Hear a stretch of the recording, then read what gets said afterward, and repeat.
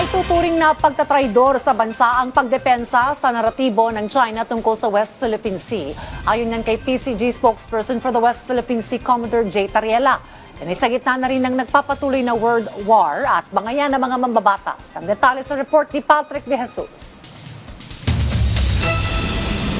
Nagkaroon ng part 2 nitong Martes ang debate ni Senador Kiko Pangilinan at Senador Rodante Marcoleta hinggil sa West Philippine Sea. Yan ay nang muling questionin ni Marcoleta ang coordinates sa may saklaw sa West Philippine Sea.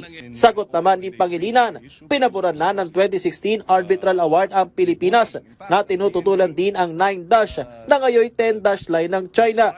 Hindi ko po kailanman dinidepensa ng China. Gusto kong palakasin ang ating paninindigan dito. Bakit hindi po tayo magkaintindihan? Napakasimple lang nun. Wala pong coordinates talaga. Ang mapa lang po ang magbibigay ng coordinates. Kahit na magdebate tayo hanggang, sabi ko nga, Kingdom Come, tungkol dito sa meets and bounds na ito, hindi magbabago yung arbitral ruling na sinasabing mali ang China, hindi dapat nagtatayo ng mga illegal structures ang China sa ating exclusive economic zone. So bakit tayo bumabalik dito sa debate ng meets and bounds? Para sa ano? Para pahinain natin yung naging award natin sa International Tribunal? Hindi tayo mananalo kung hindi maliwanag ang ating mga karapatan at ang ating exclusive economic zone kahit na hindi pa nade-determine ang meets and bounds. Dahil yon ang sinasabi ng UNCLOS. Para naman kay PCG spokesperson for the West Philippine Sea, Commodore J. Tariela, may tuturing na pagtataksil ang pagdepensa pa sa naratibo ng China. Dagdag ng opisyal, malinaw naman ang sakop ng exclusive economic zone ng Pilipinas. That's my personal opinion. No? If you're undermining our own position, if you are defending the position of the People's Republic of China, if you are advancing their interests, and at some point questioning our own position, I don't think that this is a patriotic service to the Filipino people. This is actually treasonous, no?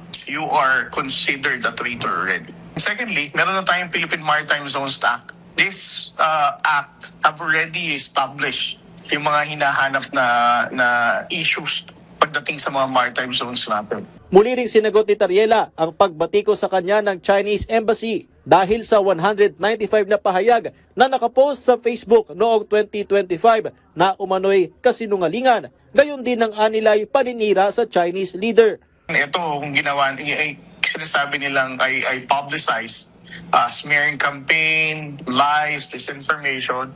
Lahat ng ginawa natin na yan sa mga nakaraang taon, lahat ng isinapubliko nating insidente, lahat tayo may resibo. So I have once again uploaded the compiled videos, no, highlighting the dangerous maneuver, the intentional ramming, the use of water cannon, the massive illegal reclamation, and the deployment of the Chinese maritime militia. Samantala, sa gitna ng umiinit na world war, aapela ang bagong upong Senate Foreign Relations Committee Chair, Senador Erwin Tulfo, sa kanyang mga kasamahan sa Senado na awat na muna sa pagbibitaw ng pahayag laban sa China. Sa gitna na rin ito ng gumugulong na dialogo sa pagbuo ng South China Sea Code of Conduct na ipinaliwanag sa kanya ng Department of Foreign Affairs.